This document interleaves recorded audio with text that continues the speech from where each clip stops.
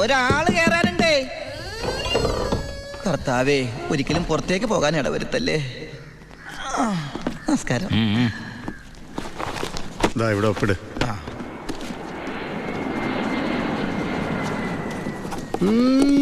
ഇത് ആരപ്പാടാ?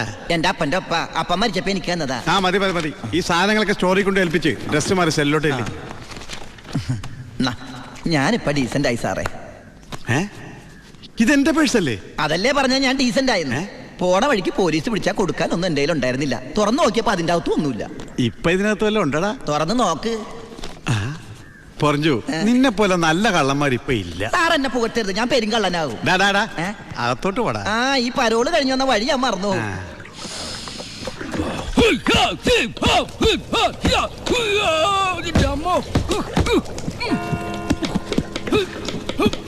ചപ്പാത്തി സ്പെഷ്യലിസ്റ്റ് എത്തിയല്ലോ.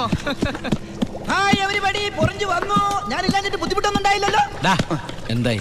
നീ പറഞ്ഞ പോലെ കക്ഷി വന്ന് കാശുമായിട്ട് ഞാൻ ഡ്യൂട്ടി പേ ഷോപ്പിൽ പോയി സാധനങ്ങളെല്ലാം വാങ്ങി വീട്ടിലെത്തിച്ചിട്ടുണ്ട്. ആർക്കും സംശയം തോന്നിയില്ല? സംശയം? ഞാൻ ദുബായിക്കാനായി വിലസില്ലേ? എന്റെ ഹെയർ സ്റ്റൈൽ മാറ്റിക്കളഞ്ഞില്ലേ? തന്നെയല്ലേ, പിന്നെന്താ കാര്യം? എത്ര നല്ല ആൾക്കാരാണ് നിന്റെ വീട്ടുകാരി. നീ എങ്ങനെ കുടുംബത്തിൽ പിറന്നടാ? ഇവിടെ നീ പരമശിവം, അവിടെ ഉണ്ണി ദാമോദർ. നീ പെരുങ്കള്ളനാ.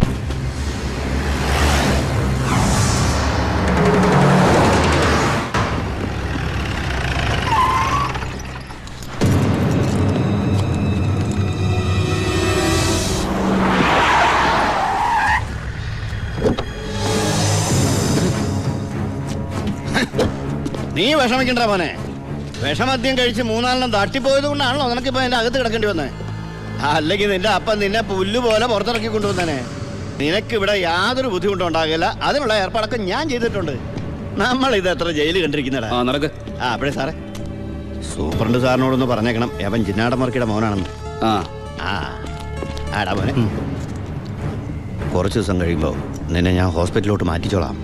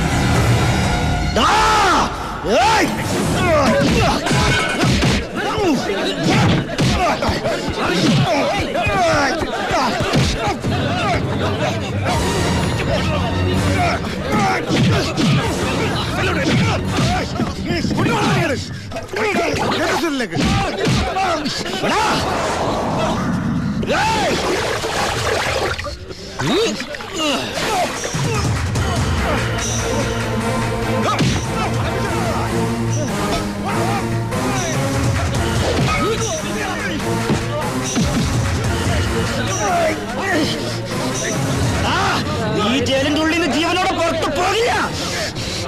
നിന്നെ കൊല്ലും ഞാൻ. നീ കരുതിയിരുന്നോ? നിന്നെ വിടില്ല, നിന്നെ വിടില്ല.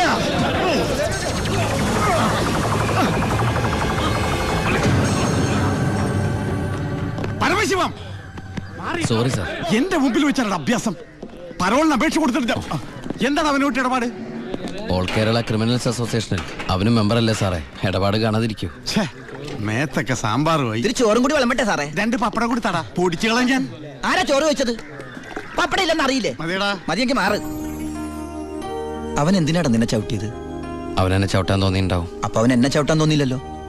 അതിന് നീയല്ലല്ലോ അവന്റെ ഏട്ടനെ കൊന്നത്. നീ ഒരാളെ കൊന്നു എനിക്ക് വിശ്വസിക്കാനാവുന്നില്ല. കേട്ടുമടുത്തിട്ടുള്ള സാധാരണ പ്രശ്നം തന്നെ എന്റേത്. പക്ഷേ ഒരു നോർമൽ ആൾക്കുണ്ടാകാവുന്ന ഏറ്റവും വലിയ പ്രശ്നം സാമ്പത്തിക ബാധ്യത. കടം കൊണ്ട് നിൽക്കക്കള്ളിയില്ലാതെ ആത്മഹത്യയുടെ വക്കത്തെത്തി എൻ്റെ കുടുംബത്തെ എങ്ങനെയെങ്കിലും രക്ഷിക്കണമെന്ന ഉദ്ദേശത്തോടെ ഞാൻ നാടുവിടാൻ തീരുമാനിച്ചു. ഒരു രാത്രി എങ്ങോട്ട് പോണെന്നറിയാതെ നാഷണൽ ഹൈവേയിൽ ഞാനങ്ങനെ നിന്നു. ഈ സമയം ദൂരെ നിന്ന് ദേവദൂതനെ പോലെ ഒരു ടാങ്കർ ലോറി വരുന്നത് ഞാൻ കണ്ടു. ദൈവം തോന്നിപ്പിച്ചാണോന്നറിയില്ല, ആ ഡ്രൈവർ വണ്ടി നിർത്തി. ഞാനും കൂടി പോന്നോട്ടെ? എങ്ങോട്ട്? അങ്ങനെ ഇന്ന സ്ഥലമൊന്നുമില്ല, എവിടം വരെ പോണു അവിടം വരെ. ഓ അവിടെ കയറ്. സോറി.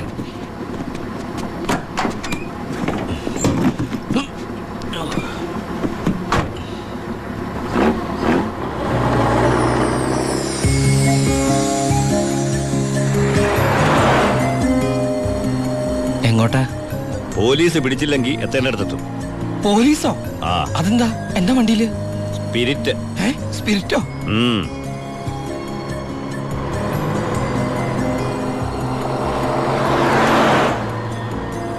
ഇതൊക്കെ ഒറ്റയ്ക്ക് ഉണ്ടാവാൻ പേടിയില്ലേ? ഒറ്റയ്ക്ക് കൊണ്ടുപോകുന്ന അതിന്റെ സുഖം. പോലീസ് പിടിച്ചാൽ എന്നെ മാത്രം നോക്കിയാൽ മതിയല്ലോ. അപ്പൊ ഈ പോണ വഴിക്ക് പോലീസ് പിടിച്ച എന്റെ കാര്യം? അത് പോലീസുകാർ നോക്കിക്കോട്ടെ. നിന്നെ പിടിച്ച എനിക്കെന്താ?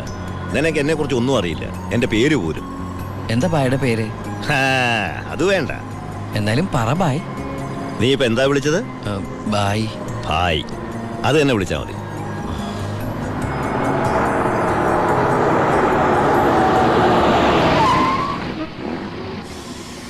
എന്താ നിർത്തിയത്?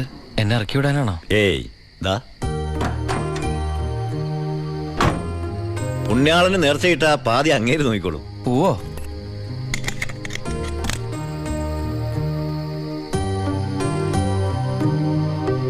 എന്റെ പുണ്യാള, നേർച്ചിടാനായിട്ട് എന്റെ കയ്യിലൊന്നുമില്ല. എന്നെ മുഴുവനായിട്ട് കാത്തോളണേ.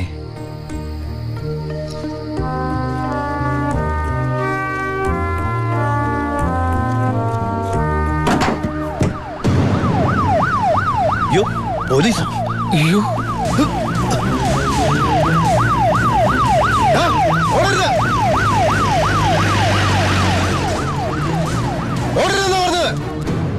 നീ എന്നതാടായി പറയുന്നത്? ലോഡ് പോലീസ് പിടിച്ചെന്നു? അതേ മുതലാളി, ഞാൻ ഓടി രക്ഷപ്പെട്ടതാ. ഇതിലെന്തോ ചതിയുണ്ട് ചേട്ടായി. കൊച്ചു മുതലാളി എന്നെ സംശയിക്കരുത്. വർഷം കുറെ ആയില്ല ഞാൻ നിങ്ങളുടെ കൂടെ ആയിട്ട്. എത്ര വർഷമായാലും നീ കള്ളപ്പണിയല്ലേ ചെയ്യണത്? കള്ളൻ എന്നും കള്ളൻ തന്നെയാടാ. ഇതേ ലക്ഷങ്ങളുടെ ഏർപ്പാടാ. ബേബി കുഞ്ഞേ. ചേട്ടോ, ചേട്ടാ സത്യം പറ, ഞങ്ങളുടെ ലോറിയിലൂടെ എങ്ങോട്ടാ മറിച്ചു വിറ്റത്? ഇയാളുടെ മോന്ത കണ്ടാലറിയാം 10 കാശ് കയ്യിൽ കിട്ടിയിട്ടുണ്ടെന്ന്. നമുക്ക് പോലീസ് പരാതിപ്പെടാൻ പറ്റില്ലല്ലോ, സംഗതി സ്പിരിറ്റ് അല്ലേ. ഇവനെ കൊണ്ട് സത്യം ഞാൻ പറയിപ്പിക്കാം. പറയടോ. ഞാൻ പറഞ്ഞത് സത്യമാ. നീ പറയില്ലല്ലേ? പറയടോ. ലോഡ് ആർക്കാ നീ മറിച്ചു വിറ്റത്? കുഞ്ഞേ,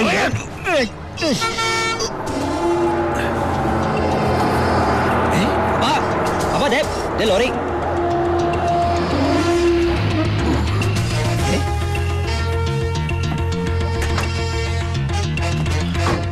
നല്ല ആളാട്ടാ. പോലീസിനെ കണ്ടപ്പോ ബായ് എന്തൊരു ഓട്ടോ ഓടിയത്. ഞാനാണെങ്കി പേടിച്ചും പോയി. പിന്നെ RC ബുക്കിലെ അഡ്രസ് അപ്പൊ ഒരു കണക്കിന് വണ്ടി ഇവിടെ എത്തിച്ചു. എനിക്കാണെങ്കി കാറൊക്കെ ഓടിച്ചുള്ള ചെറിയ പരിചയമുള്ളേ. എന്തൊരു പാടാ ഈ പണ്ടാറ് ഓടിക്കാനായിട്ട്. എന്റെ പുണ്യാളം കൊണ്ടുവന്നാ ഇവനെ. ഇത്രയും കാലം ജീവൻ പണയം വെച്ച് കൂടെ നിന്നിട്ടും നിങ്ങൾക്ക് ആർക്കും എന്നെ മനസ്സിലായില്ല. ചെയ്യുന്നത് കള്ളപ്പണിയാണെങ്കിലും അതൊരു സത്യമുണ്ടെന്ന് വിശ്വസിക്കുന്നവനാ ഞാൻ. ഇനി ഞാൻ നിങ്ങളുടെ കൂടെ ശരിയാവില്ല. ഞാൻ പറഞ്ഞോട്ടെ, എന്നെ കൊണ്ട് കുറെ ഉണ്ടാക്കിയില്ലേ, ഇനി ഒറ്റയ്ക്ക് കൂടെ ഉണ്ടാക്കിയാ മതി. ചാടിച്ച അപ്പാ, ഇയാള് പോണേ പോട്ടപ്പാ. ഇയാളെ ചത്ത നമ്മള് ബിസിനസ് ചെയ്യില്ലേ?